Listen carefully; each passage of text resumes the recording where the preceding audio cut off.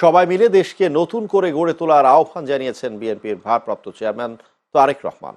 আজ নয়াপল্টনে বিএনপির কেন্দ্রীয় কার্যালয়ে গিয়ে নেতাকর্মীদের উদ্দেশ্যে তিনি আহ্বান জানান।